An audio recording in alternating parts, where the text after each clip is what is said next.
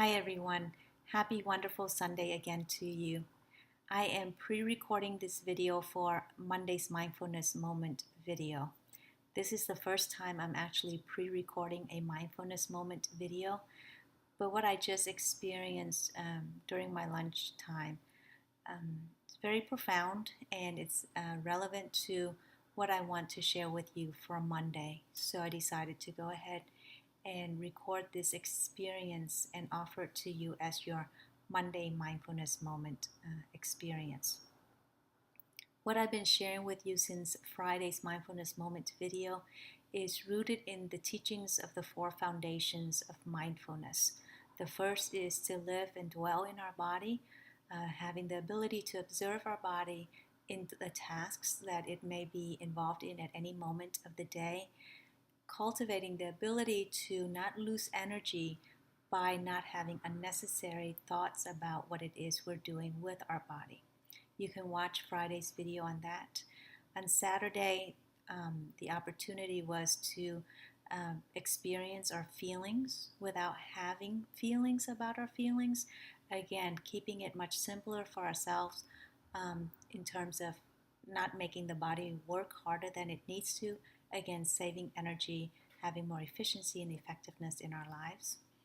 Today's video earlier was on the practice of dwelling with our mind, observing our mind in a way so that we are not hooked by the thoughts going on in our mind, and cultivating our ability to be the master of our mind so that we can allow thoughts to come and go, and choosing instead to direct our thoughts in the ways that are most beneficial to us so that our mind becomes our best friend instead of our fiercest foe, by leaving it alone for it to meander here, there, and yonder, creating restlessness and stress in our lives. The fourth of the foundations of mindfulness is to cultivate that same relationship with what is called Dhamma, or the truth, and what I actually prefer to translate it that as is life stuff. Now, I've not heard it translated that way anywhere before. That's my own personal translation. And how I come about with that translation is this. Dhamma is truth. Life is truth. Life is our teacher. So Dhamma includes something as simple as the blossoming of a flower, the sounds of birds chirping, the experiences that we have as a result of our past, as a result of our hopes and expectations for our future. Everything is Dhamma. Everything is life. And so I simply translate that as life stuff. And so what was happening during my lunch experience was some life stuff showed up that frankly put me in a very emotional state. On Tuesday, I will be taking a trip with my daughter and my two sisters, my brother-in-law, and his sister to Blue Earth, Minnesota. I'm going to apologize ahead of time if this becomes emotional for me. Blue Earth, Minnesota is the first place we landed on when we emigrated from Vietnam to the United States, with some transitionary places in between. And so it's been about probably 33 years since I've come back to Blue Earth. Actually, that's not true. I went back once for my brother's wedding many years ago as well. But it's our first time back to truly visit the people who helped sponsor us to the United States. My brother-in-law's sister, who will be traveling with us, she and her family lived in Blue Earth at that time, and she, along with the Catholic Charities, sponsored us over. And so it is through the generosity, the grace, the conditions of all those people who were present at the right time, the right place, to give my family the opportunities to start our new life here in America. So as I've been preparing for the trip,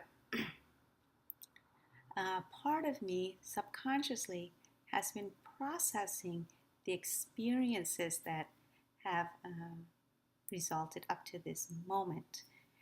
And when things of the past come up, it comes up not to harm us, but it comes up as an opportunity to heal us when we're able to relate to the past with compassion, with loving kindness, with mindfulness and presence to hold the space to allow those beautiful things to unfold.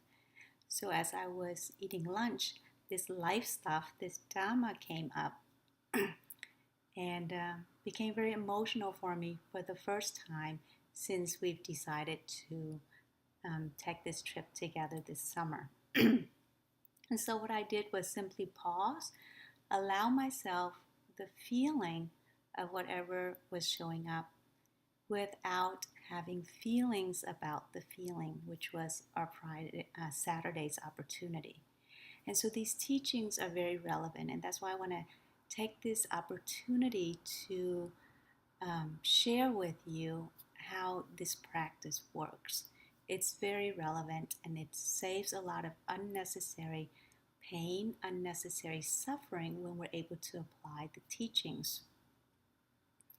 And so it became a beautiful experience of deep gratitude. So the past can show up as a hardship, as a suffering, or when we're able to relate it for what it is, it actually becomes the ground for deep gratitude. Gratitude for my parents for having the courage to do what they did, gratitude for a safe journey, difficult journey, and yet we made it safe and sound to Indonesia where we lived for a year. And I'll post a picture that we took while we were in the refugee camp underneath this video. And I'm gonna challenge you to guess and see which little girl in the picture is me. Deep gratitude for the people of Blue Earth, their generosity, their care. I would not be speaking English as well as I'm speaking today and I'm only saying that because I do receive a lot of compliments in my ability to speak English because of their care and dedication to teaching us the language when I came here as a 10-year-old. So, and many, many, many other things about the whole journey.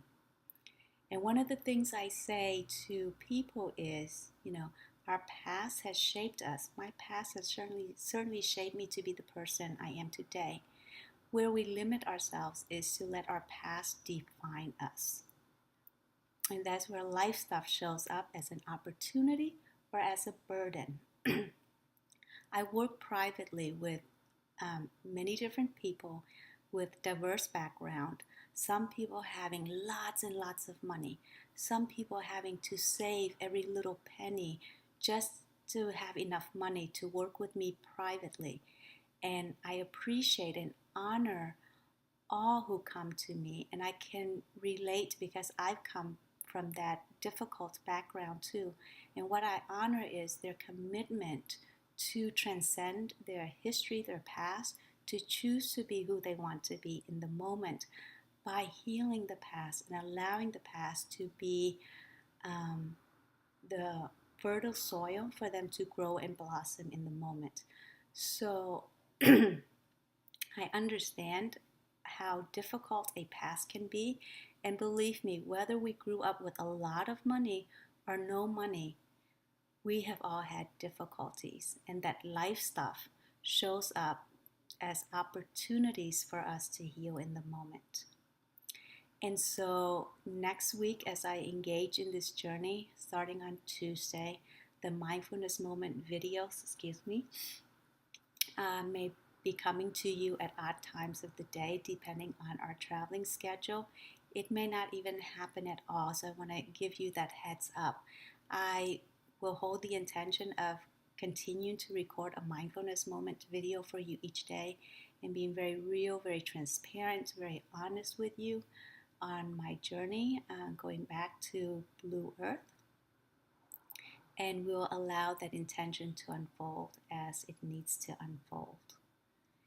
And so to offer you the possibility and the hope that yes, regardless of how difficult your past has been, you can change your relationship with your past by how you choose to be in the present moment. And the tools that are available for you are many. The opportunity is to show up and cultivate and practice those tools over and over and over again so that you become masters at what it is you want to achieve in your life. The 4 Foundations of Mindfulness is an amazing tool. The yoga teacher training that I'm going to be offering in August is another tool for you to free yourself of your past, to have gratitude for your past and allow it to unfold and help you define who you want to be in the present.